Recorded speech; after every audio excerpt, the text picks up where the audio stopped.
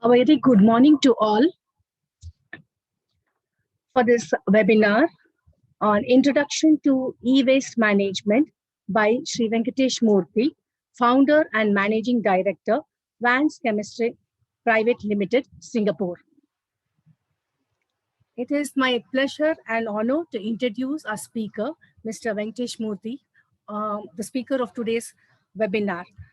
Mr. Venkatesh Murthy, renowned as Venki, is the CEO of the Vance Group of companies headquartered in Singapore. With a passion and vision of India, he has set up a subsidiary in Bangalore, India, for integrated e-waste recycling company with a pan-India presence.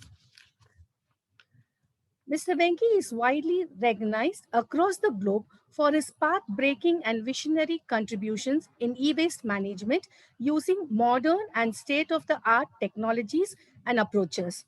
He plays a pioneering role as a social, environmental, and corporate leader by uplifting the life-threatened conditions of informal players into the sound formal system.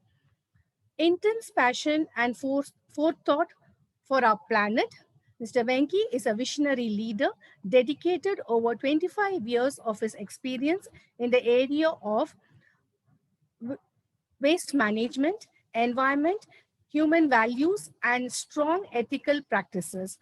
He has ramified the transferring of knowledge, customized technologies, processes, training, and education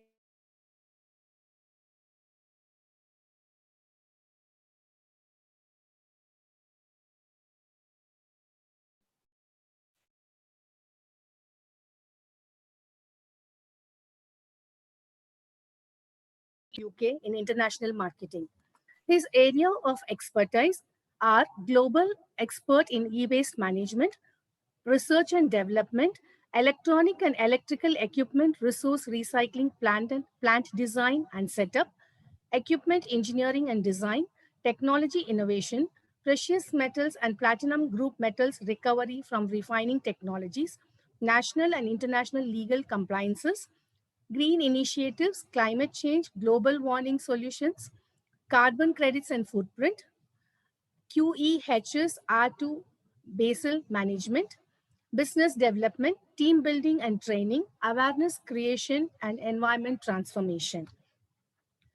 His achievements are immense, and he is selected as a UN APO expert to conduct EEE resource workshop for Asian countries, selected as a steering committee member for World Recycling Forum, international steering committee member on the International Electronics Recycling Congress, Switzerland, a speaker of ISRI, Institute of Scrap Recycling Industries, USA, selected as Academy Board member of Amity Business School, Singapore, and he is awarded the NRI of the Year Award winner, India, and Kannada Sadhana Puraskara Award winner, Singapore. His professional experience basically includes being a founder and managing director, Vance Chemistry Private Limited, Singapore, and one of the founders and managing director of Climilia Resource Recovery Private Limited, Singapore, and then the director operations in Citriana Industries, Singapore, and electroplating and environmental engineer, Hindustan Machine Tools, India.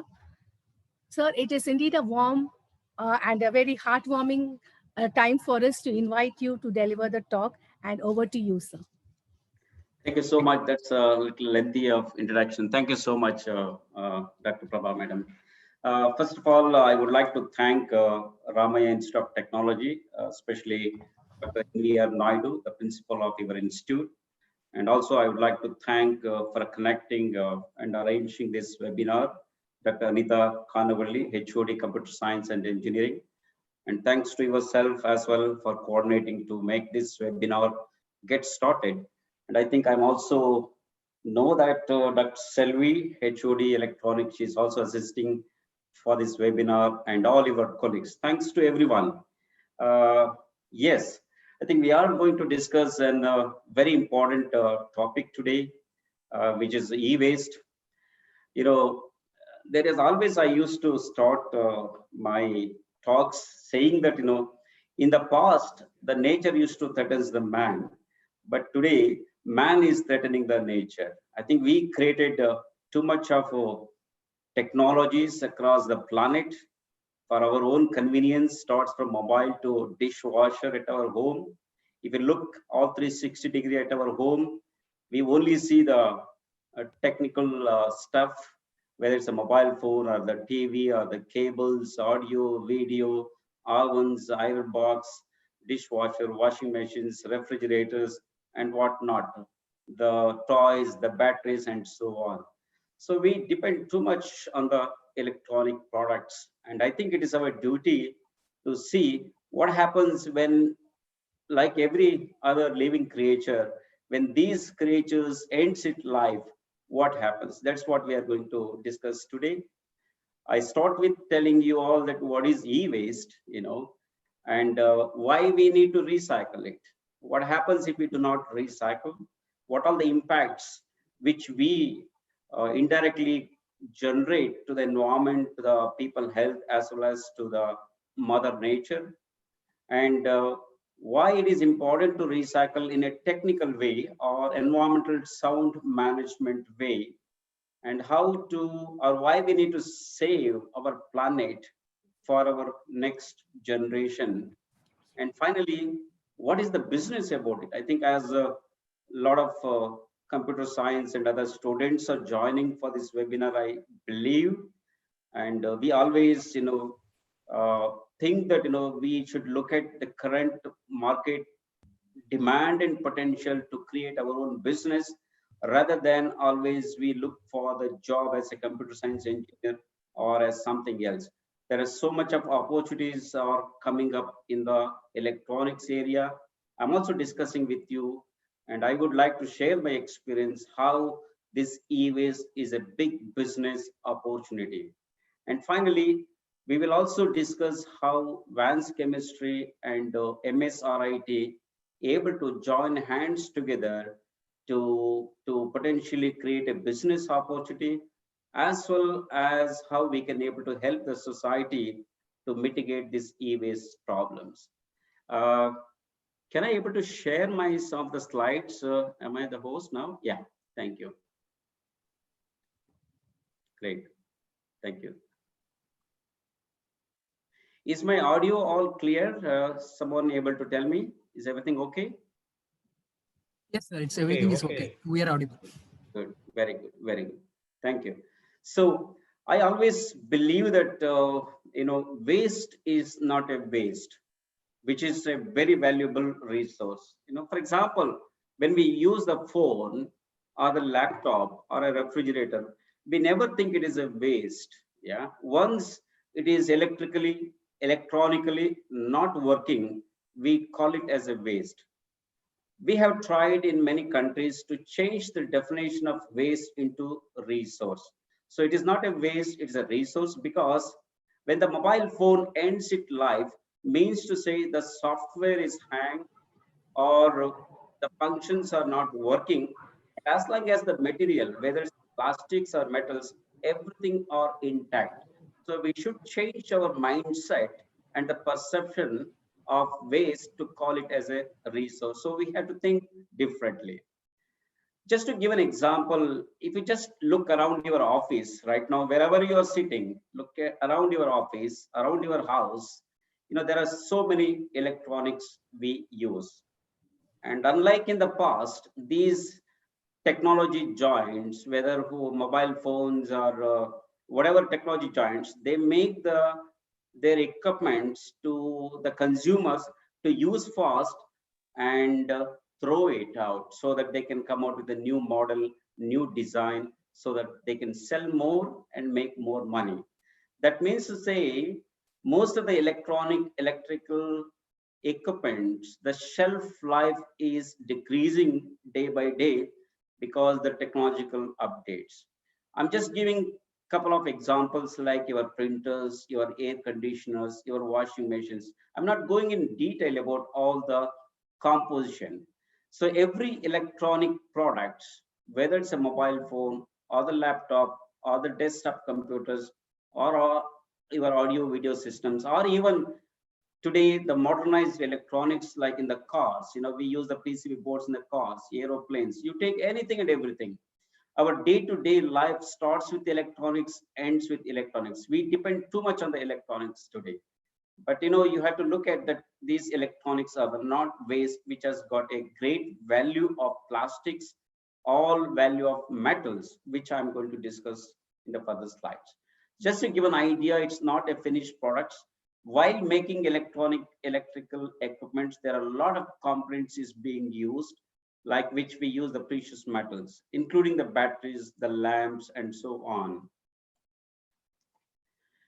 So now the scenario, what's going on in the global market? See, globally, we generate about 53.6 million metric tons of electronic waste as per the United Nations study in 2019.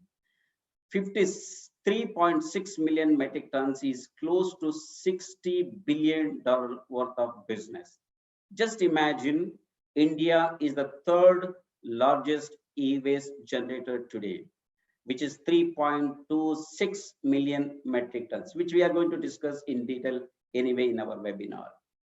And in this, the continents wise, Asia generate about 25 million metric tons, which is almost close to 50%, because Asia hosts 60% of the global population out of 7 billion, and Asia, the big countries like India and China, younger population, buying power, and so on, makes more and more electronics, and more e-waste is coming out. Unlike Europe and Americas, Europe is more or less is saturated, and Americas also same, especially the North America, unlike Brazil and South American countries. So the second part of information you need to know, out of which 82.6% of e-waste is not being handled in a way or in a right way. It means to say about 82 to 83% of the e-waste values are being wasted. It is being handled in the informal sectors. That is the important topic which we need to discuss and understand how much value we lost it or we lose it, and what impacts we create to our beautiful planet. And out of the total waste generated, the top 10 countries, the first one is China, second one is US. China generate about 10 million metric tons, US generate about 7 million metric tons, and the third one is the India, 3.2 million metric tons. Let me tell you guys, though we are the third largest e-waste generator in the world, we do not have a single integrated e-waste recycling facility in India. But much more than that, important point, 97% of our population do not know what is e-waste. They know mobile phones, probably, they know everything electronic products, but they don't know what happens when it ends its life. So that is what an important topic, how it is a potentially business model, and what happens if we do not recycle it, which is the topic of the day. Okay, so scenario of the India, as I already mentioned, is about 3.23 million metric tons we generated, which was just 2 million tons about 3 years back, and out of which only 11% of e-waste is being recycled in a so-called formal way or a authorized licensed recycling companies. Remaining 85% of the e-waste are in the hands of invisible stranger hands. We don't know. We call it as informal sectors. We don't know what they do.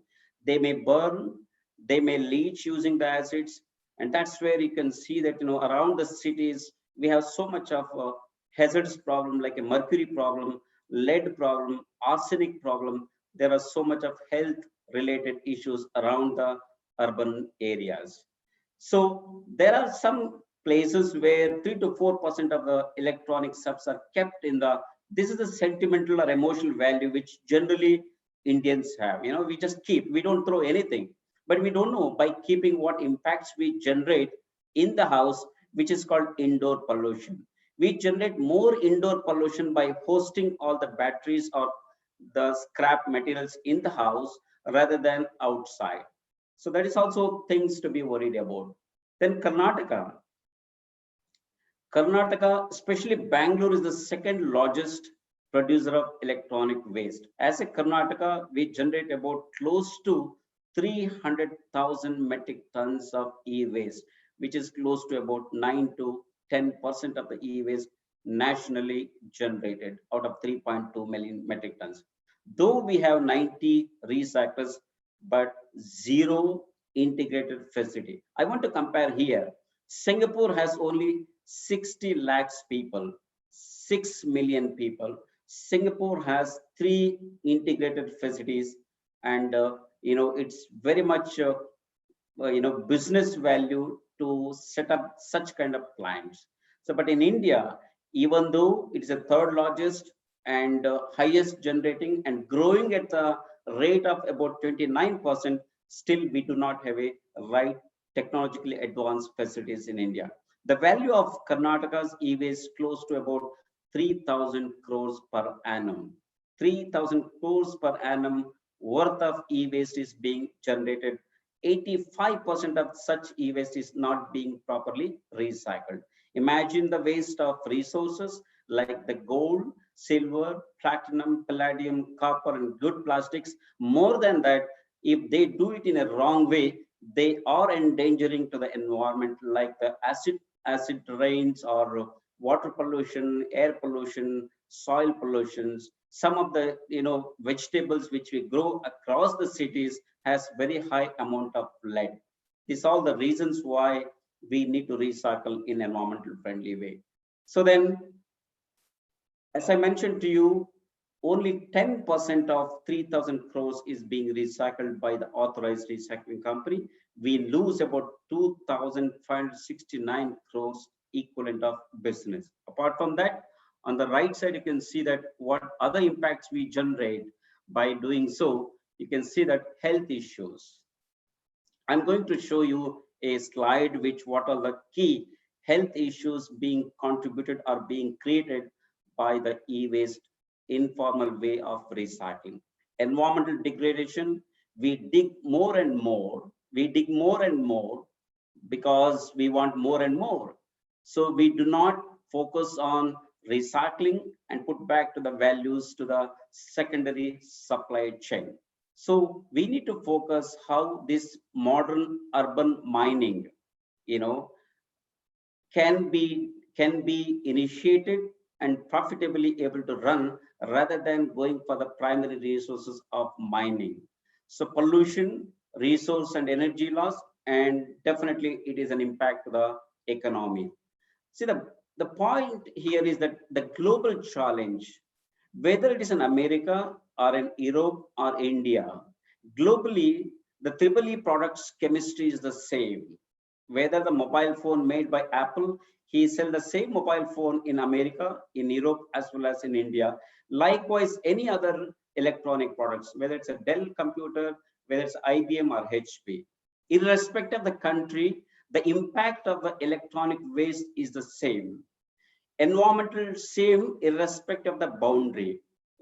Boundary we put is only for other purposes, but the impact wise it's the same environment, same planet, same environment, so impact should be the same.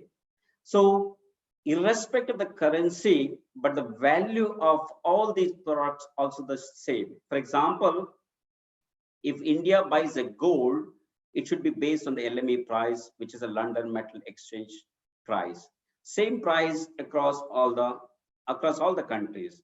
So, but why the confusion? Why developing country not giving the priority to do the e-waste recycling?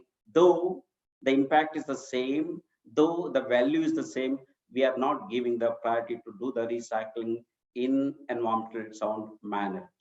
So what is the impact? The impact is that 90% of the market is controlled by the informal sectors, and their efficiency is only 40%. In the sense, they collect the e-waste from your households. You are happy by getting 25-50 rupees per kg of TV or whatsoever, but you don't know end of the day your backyard they burn it and they may recover only 40% of the value in very hazardous, very primitive way. So this is where white technology is very important. Other than the recovery, they may harvest some of the components. They may go for acid leaching of some of the precious metal. And the worst case is they go dump in the land. It's the landfilling. So there will be an irreparable impacts to our environment, to our health and safety, and valuable resources are lost. And definitely we are endangering our planet. And this is what the gift which we are going to do or give it to our next generation. So in order for us to make sure, because we created this problem and it is our duty to solve it so that we can be able to give back a good planet to our next generation. Yeah. Very detrimental, very toxic, highly hazardous metals in the electronic components: mercury, lead, arsenic, and particulate matters. Apart from many others, of course, there are lead and there are cadmium, there are nickel, chromium. There are many such metals. Electronic products. Suppose if you take a phone or a laptop, it's not that it's made of only plastic and one type of metal. Hundreds of different components, hundreds and hundreds of different kind of alloys of the metal. Nickel, chromium, copper, arsenic, gallium, mercury, lead, and so on. So we need to think about it. What happens if we not recycle in a proper way? So this is what, there are a lot of issues. Unlike in the past, if 2030, while we were in the agricultural revolution, or to the extent the major industrial revolution, we never see so much of health related issues. But today, especially in the urban area, every born child has to go to the clinic first for the skin allergy, for asthmatic problem, and so on. This is all proven actually. You can see that, what are the substances giving so much of problems, like lead, mercury, cadmium, various type of plastics, arsenic, beryllium, barium, chromium, and so on. On the right side, you can see the health related issues, central nervous system problems, and blood pressure, brain damage, and so on. These are the toxics which we generate by primitive way of recycling. Then comes, what is the best way? Now the globe is looking on the circular economy. Means take, make, use, and throw is not sustainable. In the sense, it is not workable for the world today. Don't dig more from the primary mother nature. Whatever available above the ground, recycle in environmental friendly way and put back to supply chain, which is what the great business model is about now. So the supply chain, we use all the electronic products, and then at the end we throw as e-waste, and then it being transferred to the recycling centers, and then sometime it need to be protected, the IP, the data protection, especially for the institutes, for the banks and the government institutions. The hard disk is the one containing all the data. We need to protect the data. Then we need to go for material recovery, and finally recover back all the metals and plastics and put back to supply chain. So closed loop value recovery is the part of the circular economy. That's the best model, we think. So where is the business opportunity now? Okay, we have discussed about the problems in the e-waste. We discussed about the values in the e-waste, or business potential, or the values of the e-waste. Now we need to look at why India is the bright spot today for everything, especially for the triple E. The economy of India today is based on the EQ, which I always say that one is the electronics, second one is the energy, and third one is the environment. Electronics, energy, and environment, these three E factors are driving our economy. Why? India is the third largest e-waste generator, and e-waste worth of about $4 billion, which is equivalent to about 30,000 crores across India, where Karnataka about 10%, which is 3,000 crores. 65% the population wise, less than 35 years. Nowhere on the planet out of 7 billion, India is the only country hosting more than 65% youngsters are less than 35 years. So how much electronics we put into the market every year is about 400 billion worth of electronic products put into the market. In the sense, the purchasing of all the mobile phones, purchasing of all the laptops, desktop computers, refrigerators, dishwashers, air conditioners, and so on, electronic equipments. So highest triple E product and internet penetration, especially post-COVID. We are more going into the technological era. Starts from mobile phone to the dishwasher, working from the home. Technology is the only answer today. So the more and more the new normal life, depending on the technology, the more and more e-waste we generate. And that's where I think it is an important for discussion to how to recycle in an environmental friendly way so that all the values can be recovered and put back to supply chain. So I will not spend much time on what is the potential of the business, but I wanted to tell you where India stands in terms of the demand of the metals. Look at here, the copper, for example. India needs about 1 million tons of copper. And very sad to say, 80% of this copper is being imported every year. 80% of the metals are imported. India is the second largest consumer of gold next to China. We consume about 1,100 tons of gold out of 4,000 tons of gold annually produced in the world. So though it's about 30%, 90% of the gold is being imported. But we generate equivalent about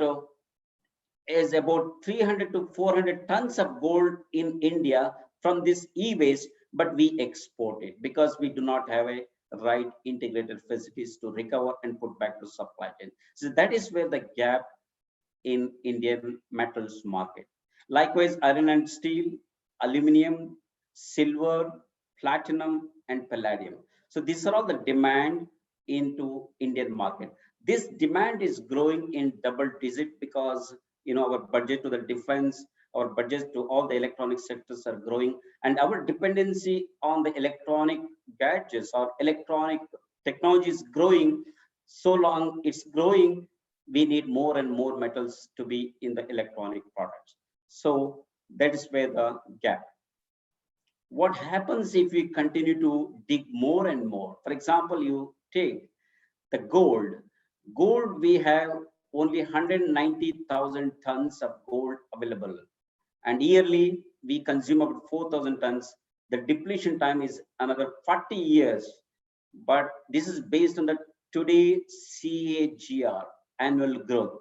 But naturally, the world is, horse riding economy. Always we go more and more technology. It means to say that instead of 40 years, we may run out of the gold stock in next 25 to 30 years time. Likewise, copper. So another 63 years we have based on the current rate of growth. Likewise, the other metals, which is a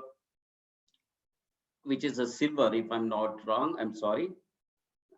1 second, let me see that, which is a silver, another 63 years, and the copper, another 28 years. So this is what our resources available in our primary mother earth, which will be running out in next 20 to 50 years time if we do not recycle.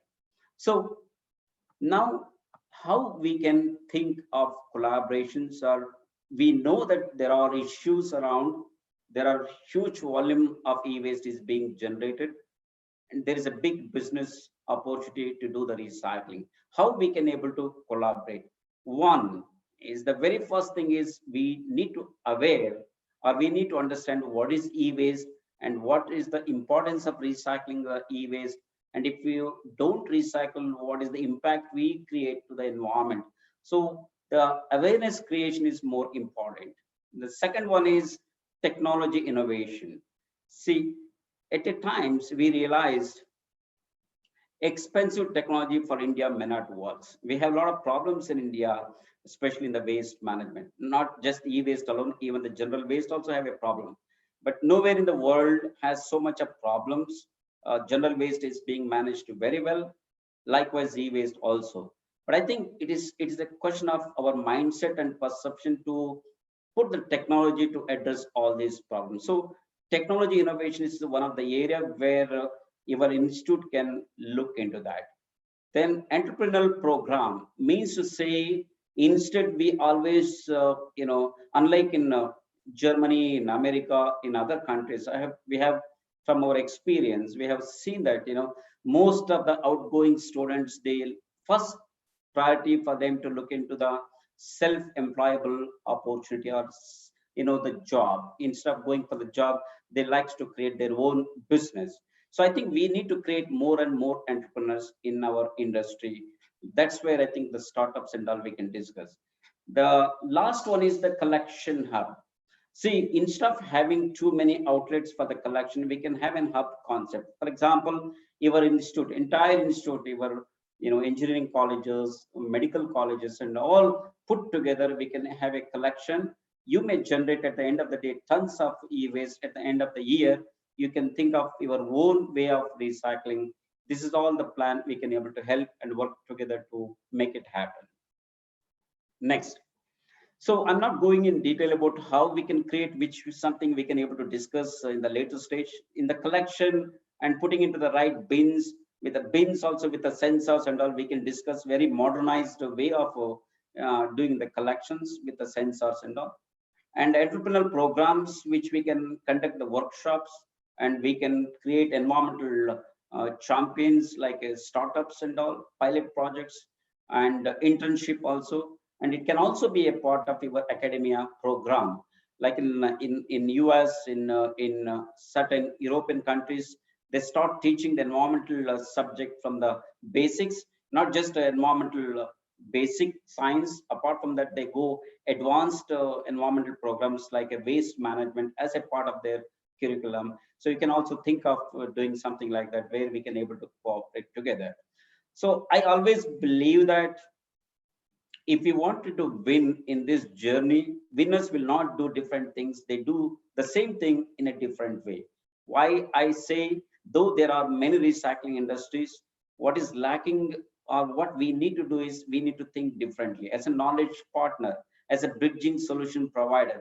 How environmental friendly, how best or efficient way we can able to recycle the electronic waste or e-resource can be put back to our supply chain, so that there will not be any waste going into the landfill. So there need to be an R&D, like industries and institutions has to work together, especially in India, so that we can able to create an indigenous technology in the context of India, unlike European or any other developed country technology, which could be potentially very expensive. It could be potentially may not be economically feasible for our country. So we need to create our own technology so that it can be an environmental sound e-waste management. And ultimately, we need to make sure no resources being lost, no landfill, and no impact to the environment. So by doing so, what benefits? One is the social responsibility. We have a responsibility because we created these are the electronic products for our own lifestyle convenience. From mobile to the dishwasher, we need to fix it. By fixing, it's not only we are helping to the environment and our natural resources. In addition, there is a money to be made in a simple term. So by extending the life, like reuse, repair, refurbish, recycle, and refine, which is also a part of our circular economic concept. Our social value to the institutions. As an institution, you can able to claim saying on the responsibility wise, use electronic products like various testing equipments, air conditioners, refrigerators, mobile phones, laptops, desktop computers, so much cables, batteries. So if you do recycle on your own way, or if you encourage your students to get into this business, you have so much of social responsibility to fulfill, and also you can able to proudly declare that your corporate social responsibility. In addition to that, we can save a lot of resources, which is scarcity is rising now. I mean, save millions of people health and safety. As you know that 85% of the e-waste in the hands of informal sectors, they doesn't know. Unfortunately, it is their bread and butter. They doesn't know what is the impact by collecting the CRT monitors, breaking the CRT monitors using their own hand without using the PPE, proper PPE. They are exposing to the lead, antimony, and so on. Likewise, they break the batteries, nickel cadmium batteries, metal hydride batteries, lithium batteries by hand using the simple hammer. They are exposed to all the toxic metals. So basically, their lack of awareness or lack of lack of hazardous impact. So we can save possibly many millions of women and child labors in our industry by doing awareness program. Technology inventions, and of course, we have witnessing a lot of bigger issues of the global warming, from the greenhouse gases, glacier ice melts, and other disasters, like recent COVID, Corona, SARS, MERS, and so on disasters. All these are in a way is man-made disasters, and I think so. This is also a disasters we are creating if we do not recycle in an environmental friendly way. So finally, we can be part of creating this mother nature, or this planet has to be safe, so that this is the only gift we can left over to our next generation.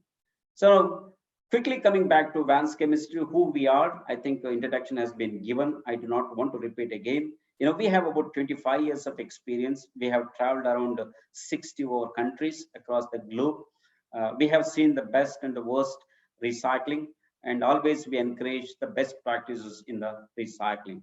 So that's where our environmental leadership in terms of recycling of e-waste, as well as in terms of compliances. Recycling is a very common word, which every license has the same word of authorizing recycler. But the difference is that, the winners will not do the same thing. They do it in a different way. So that's where the knowledge, experience, and the global compliances, environmental leaderships are very important, so that this e-waste is not just addressing to prevent the pollution, and also making sure all the values are recovered and put back to supply chain. So we are a knowledge partner. We can do a right way of recycling, so that all the metals, strategic metals, precious metal, platinum group metals can be put back to supply chain. And we can be a part of the circular economy. So our facilities in Bangalore, and going to be an integrated facilities within another 6 months. We can do IP protection by degaussing, data wiping. We can able to repair and refurbishment, so that electronic products life can be extended, instead of once it is spoiled, immediately go for recycling. It can be extended as well.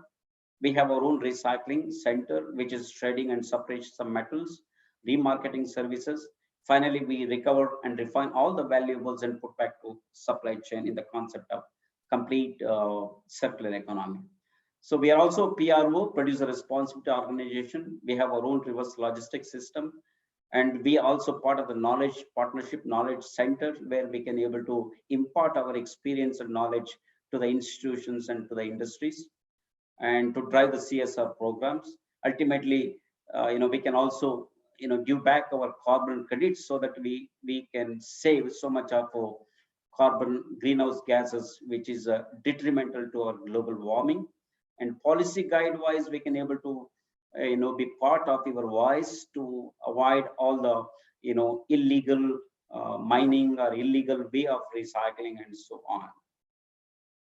So just to give an idea of what kind of facilities we have in Bangalore. So these are all some of the pictures of dismantling line with the proper protection and so on. And what are the type of facilities which we have built so far in the world? A complete integrated plants, mobile shredders, precious metal recovery, and whatnot, a right way of pollution control systems and so on. So these are the products. You may wonder what will be the products. It is now, after seeing this picture, that waste is not waste, which is nothing but a great value, a secondary feedstock material. Like a funnel glass, the first picture is a CRT glass. When you break, there are two types of glasses. One is the front panel glass, and the back cone is the leaded glass. Once you clean up the lead, you can reuse back as a glass in the glass industries. So glass cullet, rubber, the aluminum, ferrous material like iron and steel, non-ferrous like a copper, nickel, aluminum. This is the platinum, silver, copper, gold, granules, byproducts.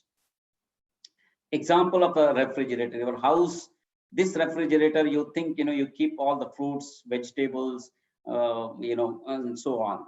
Once you want to buy a new refrigerator, you never think that there are so much of values as well as the waste in the refrigerator. So is a compressor, the ferrous metals, aluminum, copper, plastic. More detrimental is the ozone depleting solvents, R11, R12.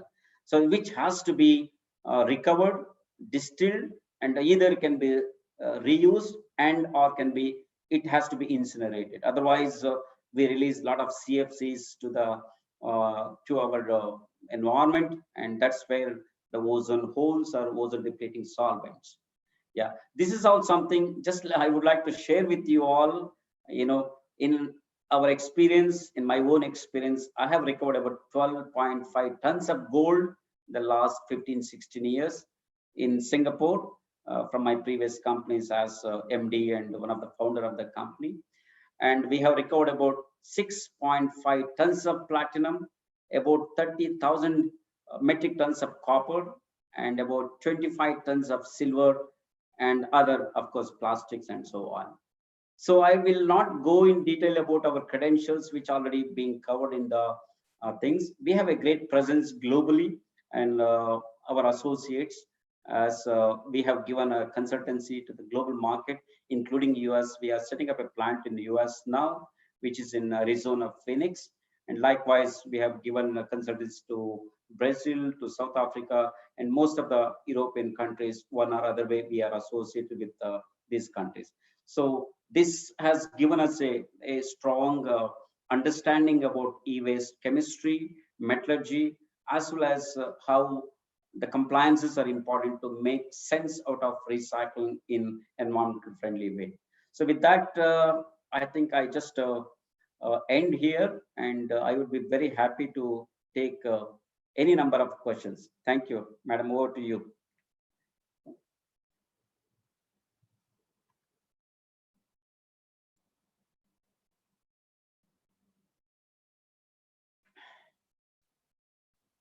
Hello.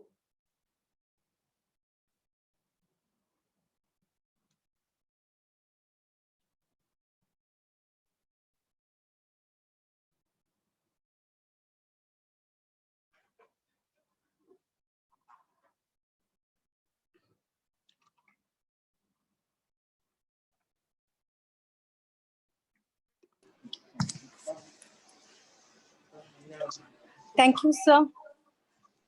It was very informative and most important thing which we need to carefully look into on the e-waste management. I would now request the participants to post the question in the chat box. We'll take it up. At the same time,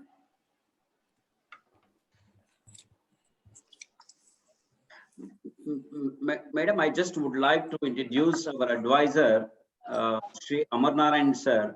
I think he is also online now. Okay.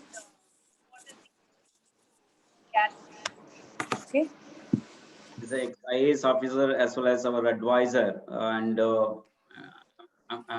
maybe he will introduce. And he's a nature champion, environmentalist. I think he's doing so much work on the environment. So I would like to request Amarnarayan sir to introduce himself. Good morning, everybody. I don't know, I am not able to share the video. There is something wrong with the video connectivity. Anyway, I'm very happy the MSRIT has taken it as a great initiative to introduce the e-waste management in the university campus. At my request and at a very short time, they have responded, and the department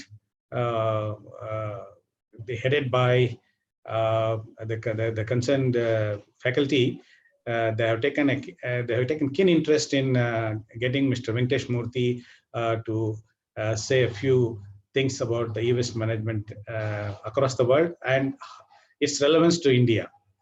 As an avid environmentalist, I would like to say that this is a great resource which is going as a waste and which is being what is called going away from our country. And if all of us mind, we can produce around 3,000 crore worth e-waste into resource. So I think this is the first time in Karnataka, the MSRIT has taken the initiative to introduce the subject to the students as well as the faculty. And it will go a long way in mitigating the hazards that are posed by the e-waste. Many of us do not know the severe hazards created by this e-waste without doing in a systematic and scientific way. So I think the young minds in the university will definitely take it as a initiative, and it is a great, it's our responsibility to see that the e-waste is managed in a proper way.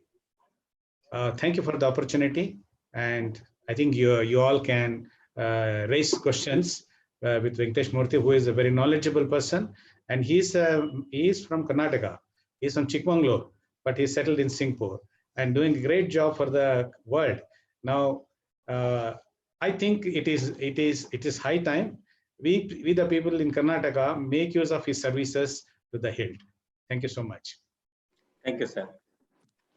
Madam, over to you. Thank you, sir. This sort of initiative, we need to join hands and take it forward. I think each one of us, in a very small droplets add for the water. Same way, each initiative, each step taken forward by us will definitely benefit what we look for. So we have a question posted to you.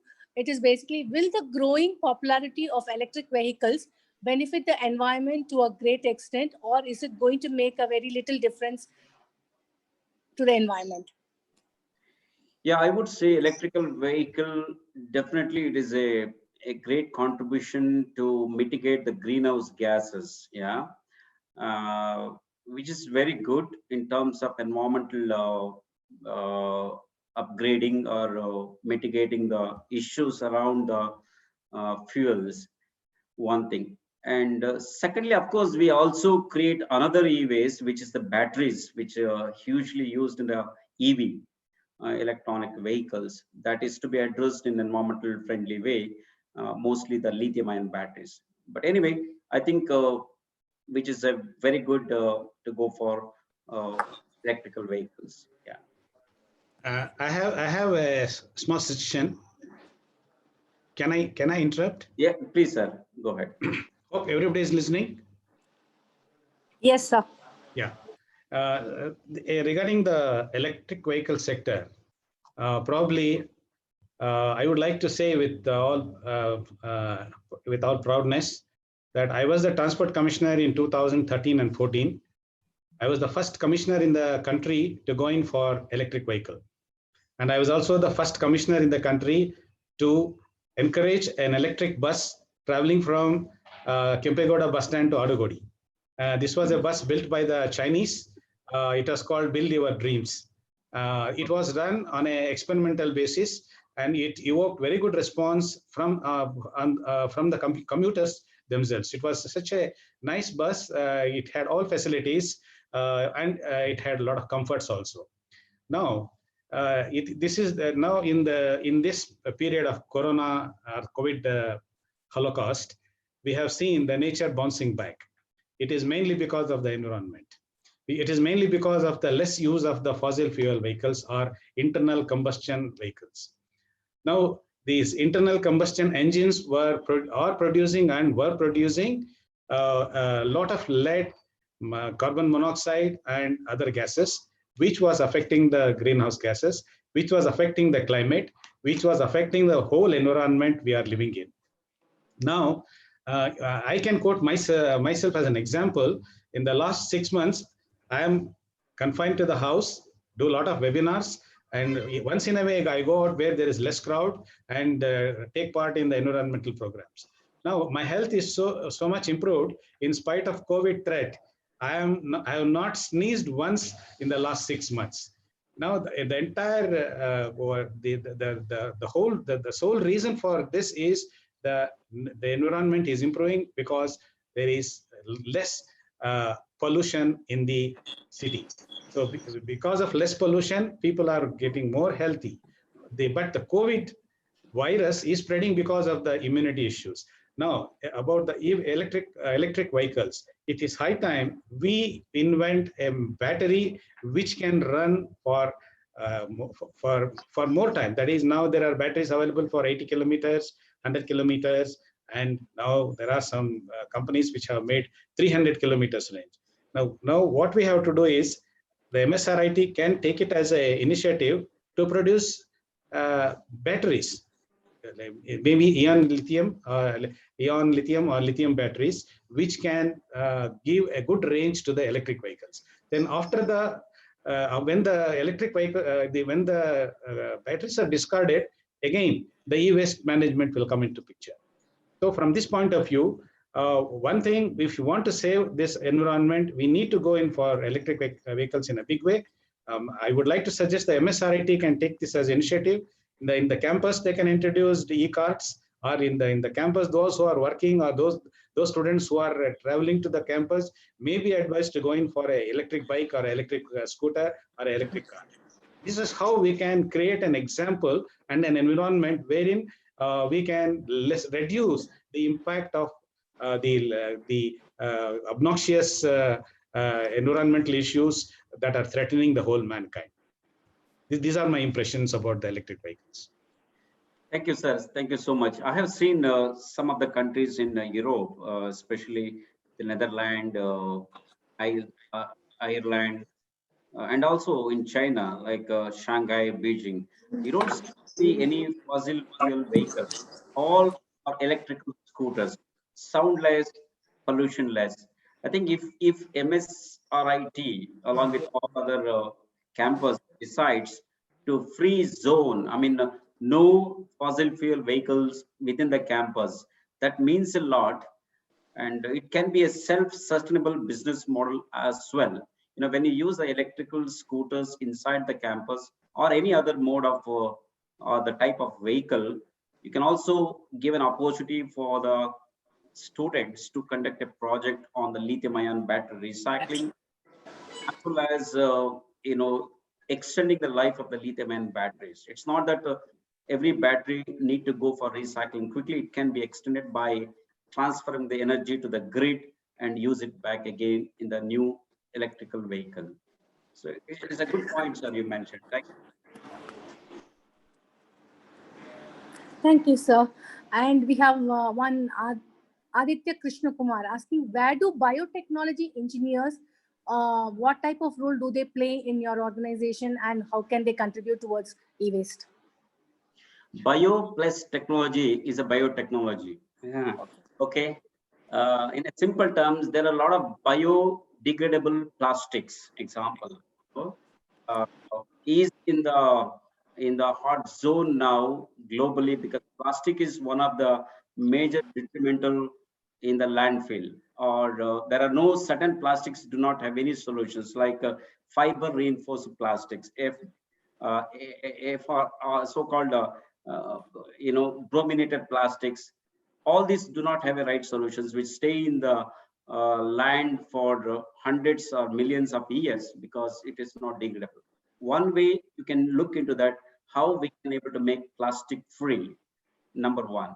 Number two, there are new technologies coming up, how we can make use of some bio material to extract the traces of the metals, fungi, and so on, so that we do not need certain chemicals or electromagnetic technology to extract the metals.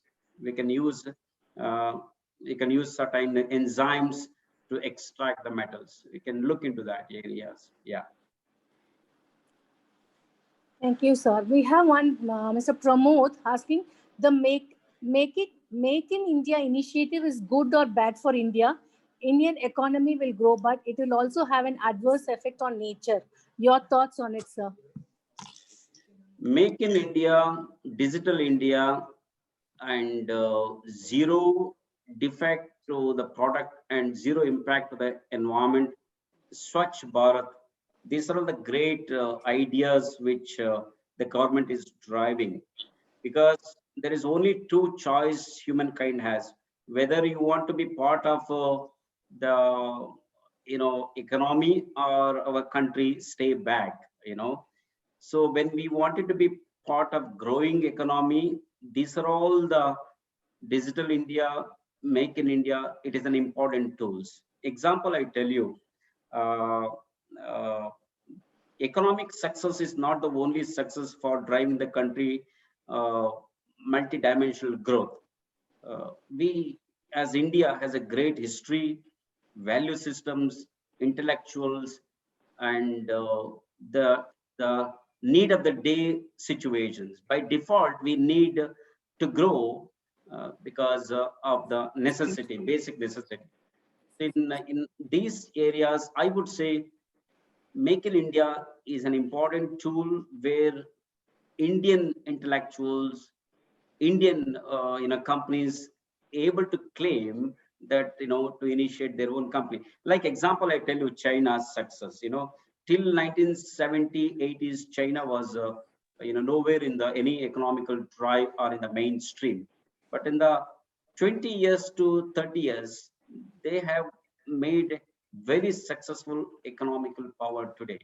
I mean, if you believe that, the money is the power to the extent like where now they can go to any extent to set the standards, make sure, make in China is not rejected, make in China can be accepted.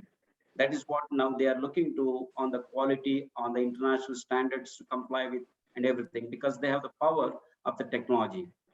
If I go as a speaker to China in many conferences, mostly the industry and institutions work very closely. In terms of technology, government supports too much to the institutions. For example, the battery, you take a rare earth metals, 90% of the rare earth metals are in the hands of China today, globally, in the hands of China. And these are all with the support of the government to the institutions. They have technology and they recover the rare earth metals and they are controlling the price. And though our demand for all the rare earth metals and the metals are increasing, but not that we are able to recover more metals or more rare earth metals. We are lack of technology and lack of that kind of industry institutions collaborations. Not that we are not doing, we are doing.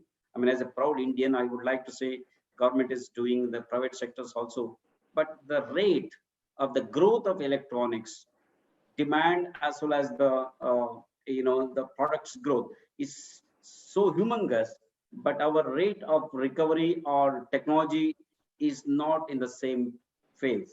So that's where I would say Digital India, Make in India, Swachh Bharat, zero impact, zero defect, self-sustainability. Instead of exporting all these valuable waste to other country and importing the toxics like a ship breaking and all, we can have the technology, recover all these valuables and put back to our own supply chain. We don't need to pay 12% of importing duties for importing the gold, and we pay more on the gold. When we have so much of gold, we export for the recovery.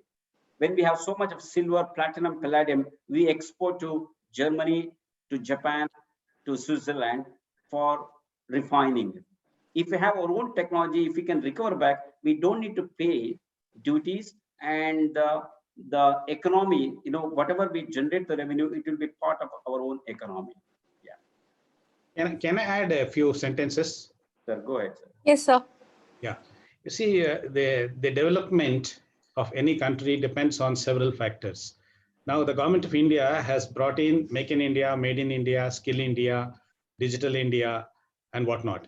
Now, it is for the universities or the educational institutions to take advantage of these programs. So now, as Mr. Venkatesh Murthy mentioned, it is the R&D which is not happening to the optimum level in our country. So the R&D levels of China, when compared to India, we are nowhere nearer. So in the last 20-30 years, China has become a superpower in the field of electronics because of their initiative in the R&D sector. Now, I would like to say that if you want to take e-waste management itself as an initiative, there are 3 or 4 Government of India programs. One is Made in India. Now, whatever we want to make in this country, we can as well produce them in the country itself, like mobile phones and all the electronic gadgets. So we have a provision. then Made in India, Skill India. We have a lot of Skill India programs which are underutilized by the education institutions and in general. And Swachh Bharat again will focus on the proper e-waste disposal systems, and scientific way of e-waste management is also a part of Swachh Bharat. If you don't have a clean air, or if you don't have a clean environment, there is no point in living in this on this Mother Earth. So when we combine all these factors, now India is placed in a very good position to make use of the resources as well as the programs that are available in the market, available in the government schemes, and we can definitely rise to the occasion and see that we can become world leaders insofar as electronics is concerned, or e-waste management is concerned, and we need not import all the rare materials which we require for the manufacture of electronic goods. And then we need not export all our e-waste to other countries through which they are getting rich at the cost of our precious resources. So I would like to request the MSRIT authorities to churn these ideas and see how best you can make use of the existing facilities available in the country, and see that we can become one of the leaders in e-waste management. Thank you. Thank you, sir. And we have, of course, a lot of questions are coming in our minds. It is basically on, as an academic institution, what type of R&D would substantiate what we can contribute towards e-waste management? Because ultimately it's a cycle which, the Swachh Bharat and the waste management and clean, Make in India, everything is it's a cycle. One influences the other. See, maybe for the benefit of students and the faculty, as an institution, e-waste, the journey has many steps. Life cycle of e-waste has many steps. Say, for example, segregation at the source, one thing. Collection and transportation is another thing. Dismantling and take out the reusable is the next one, which cannot be reused. Then we need to shred and separate the valuables, the next recovery and refining, compliance. So entire life cycle has many steps involved, where the institute can put your thoughts where you wanted to come in to help. For example, reverse logistic, or for example, in the area of dismantling technologies, the right way of dismantling, cost-effective way of dismantling, or in the area where skill development or the training programs, creating an awareness programs across the society, or you wanted to enter into the zone where the recovery and refining can happen, or you wanted to be the voice of compliance, like the policy making. So though e-waste is it's not just about gold or silver or anything.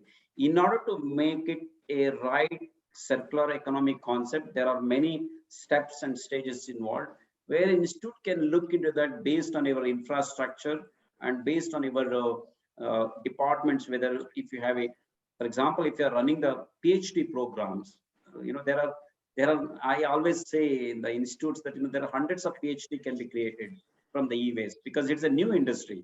IT revolution started only late 90s. The recycling, we were the first one to create a recycling facility in Singapore, in Asia Pacific, I would say.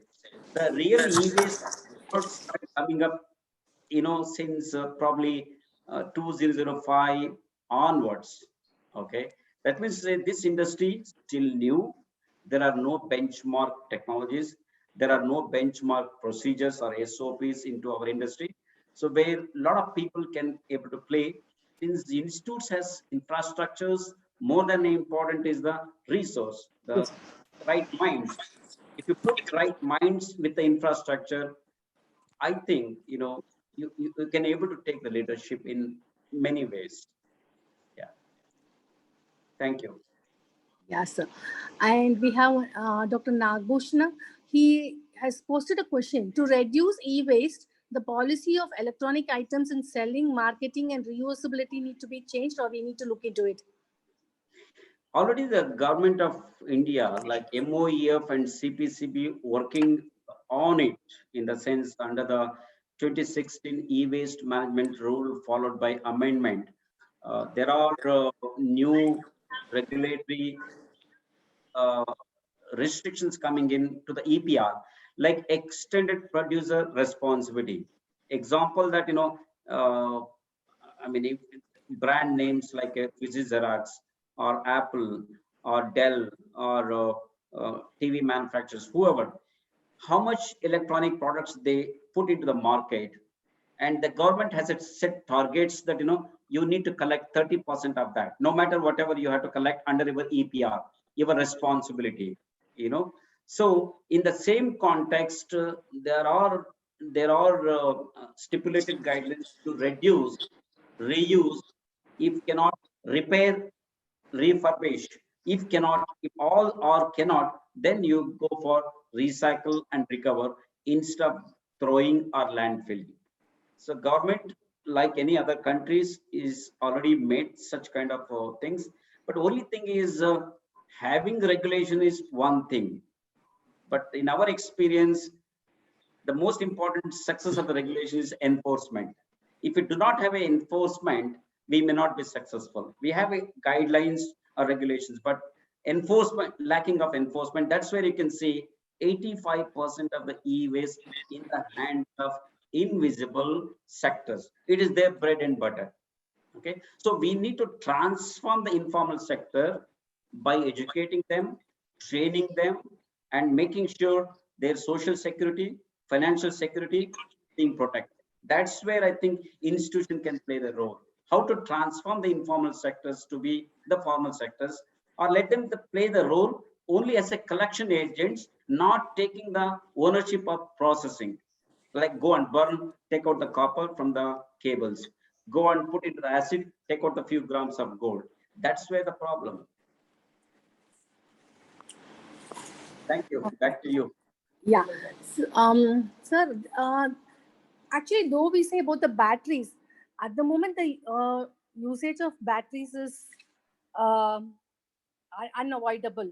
So is there a way in which the quality of batteries and relooking to the design of batteries could help towards the e-waste management?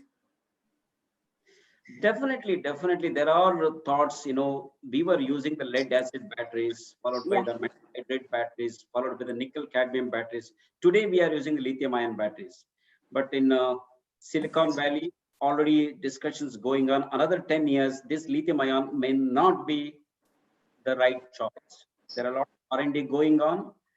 Maybe off the line, we can discuss if at all institute is interested to invest on the R&D, especially on the batteries. We can discuss further on that. We have some discussions, and some project is already working on that, on the batteries upgrading. Yeah. Sir, being in the biomedical area, I would like to post a question. It is basically with the technology coming into healthcare, the usage of batteries in terms of implantable devices to whatever we use the equipments in the healthcare sector also generates a lot of e-waste. Yes. How do we address that issue? Because ultimately healthcare is something which we cannot afford to compromise on. Yeah, that is where the post-COVID has given a new lessons to the technocrats, because more and more technology will coming into the market now, because of the situations where people may not go to the office, people may not go and consult the doctors directly, physical contacts and all. So more and more technology will play the role post-COVID. And likewise, one is, in a simple terms, the manufacturers of such batteries and the electronic equipments, which you may use in your medical systems, a take back programs. You can sign up with the producer. They will have to take back these electronic equipments, or whatever the medical equipments, including the stethoscopes, syringes, plastics and all. So there are like a medical waste incineration plants and all there already. And likewise, the batteries also you can collect back and do the recycling of the batteries, especially the lithium ion batteries. I mean, recycling is possible, provided we need to set the right system by knowing before you purchase these equipments. You should know that what inside the hazardous, what is the life of the batteries, and when the battery is going to be end its life, and who is going to collect and recycle it. Yeah. So there's a question posted by the participant. If good quality batteries are employed in electric vehicles, that may reduce the expense of driving vehicles. That is, in similar lines, we can also eliminate petrol engines and prevent the import of petrol from Gulf countries, which eventually improves the economy, they have posted. Is already happening. You can see that 10 years back, Gulf countries' money power is already,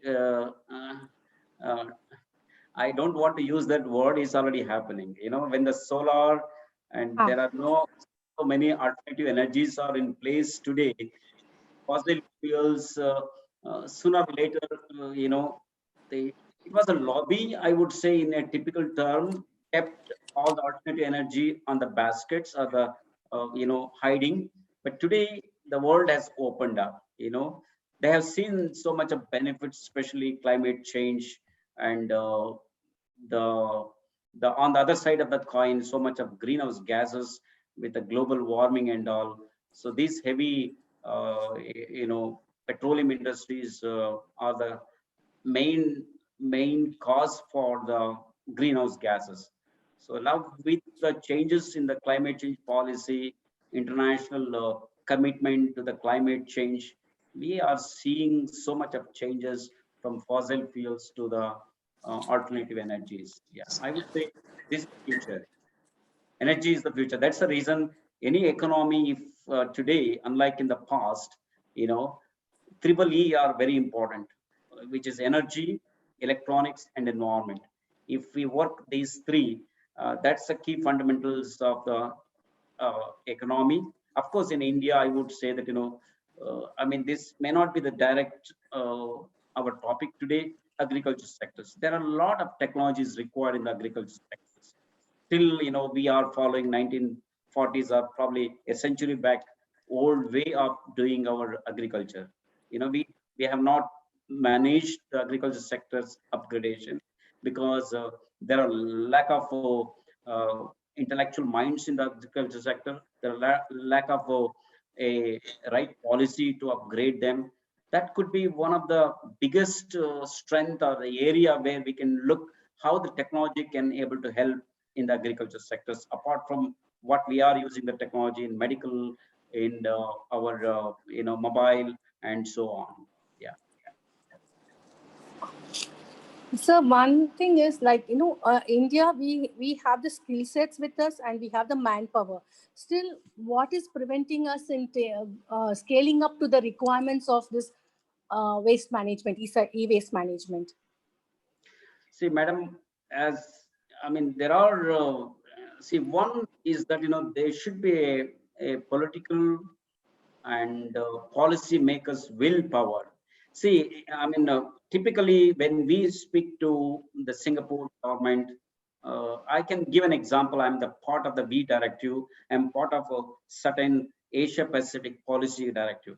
When the environment minister or the respective pollution board make the policy, they invite all the stakeholders, producers, recyclers, and institutions and industries to make the policy. The one thing is that, the policy makers need to have a competency so that it can be pro-business, because we cannot say having a police stick saying that, don't use the electronic products because it's going to be a danger to the environment. We are part and parcel of our life is technology today. We have to use the technology.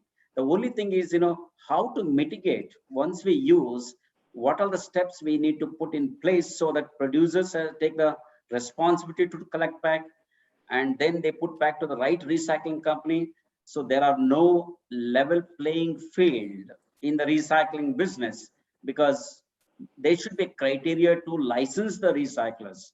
It's not that, everyone and anyone having a simple tool, simple one machine can get the recycling license. That's the problem with certain developing countries today. So I think there should be a strong shared responsibility.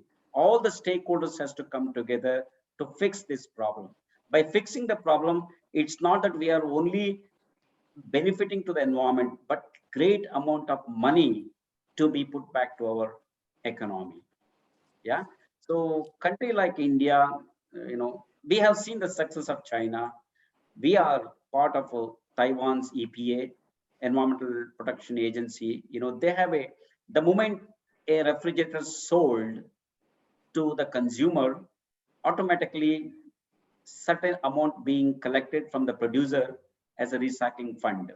Polluter pay principle, polluter pay principle. When they sell the product, immediately that amount has to go into the recycling fund. When the recyclers collect that material for recycling, they will get back this for the recycling. Now what is happening is that, recyclers may want to do a good job recycling, but it costs money. Recycling is not free. If you want to address the CFC from the refrigerator, you have to invest technology so that it cost recycling, there is a cost involved. But every generator's looking for, when they want to dispose the refrigerator, they look for money to be paid to them. That concept has to change. There are material which has got negative value. There are material which has got positive value. Okay. In some cases, the metal value can be compensated over the recycling cost, transportation cost, because there's a technology is involved. Now what is happening is, because of the lack of enforcement, lack of awareness, what is going to happen? A company, for example, a company A or an individual, I call one informal sectors, hey, I have a laptop, I want to dispose. He will say, okay, I will pay you 500 rupees. If you call a recycler, he will say, I only pay 50 rupees. Why the difference 50 to 500? Because remaining 450 rupees, he has to comply. He need to collect in the right way. He need to fulfill all the compliances set by the, say, KSPCB or CPCB. And while recycling, he has to make sure there are hazardous material. He need to do the treatment of hazardous, and again, he has to comply. It costs money. So right now, we take it like, only comparing the price rather than looking back the metallurgy and chemistry, and also understanding that, if we give it to the informal sectors, he will only do what a primitive traditional way of recycling. He only take back the valuable metals or something by traditional way, burning or leaching or so on. Whether if you give it to the recycling company, where he will do the same to take out the material, but in environmental friendly way. He use the technology, and he will also be responsible to comply. So that mindset perception need to be changed, where the stakeholders has to share the information and work together hand in hand. Thank you. Thank you, sir.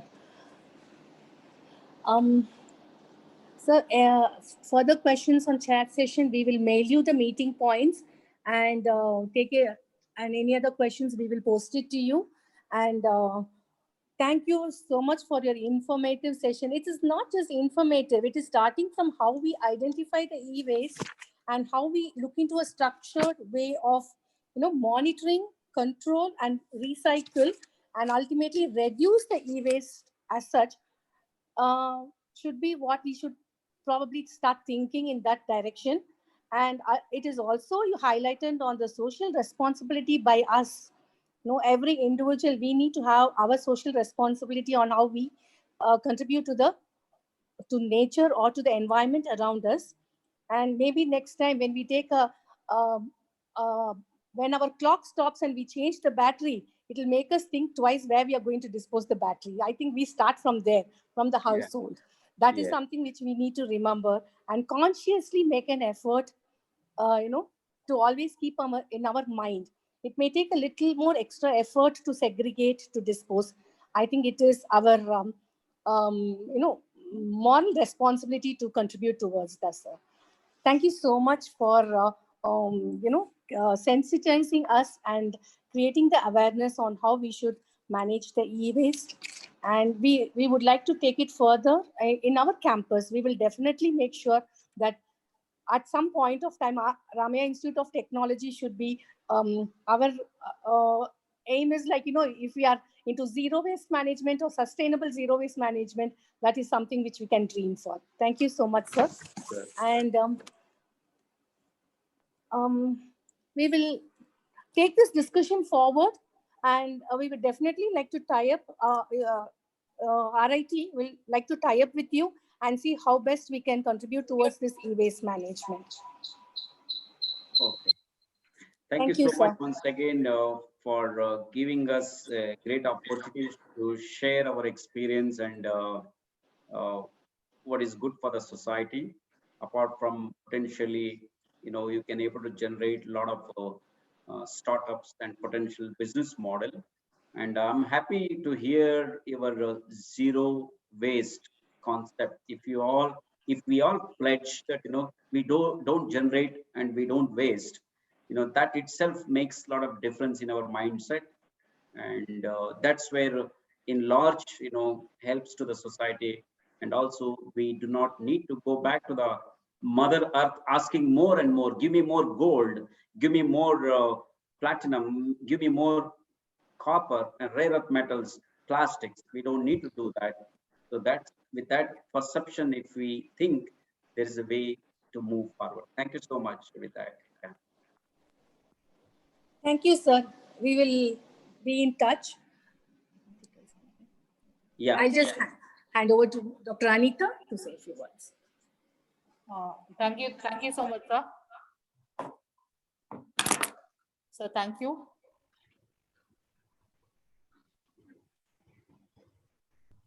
Sir, we'll be ending this session.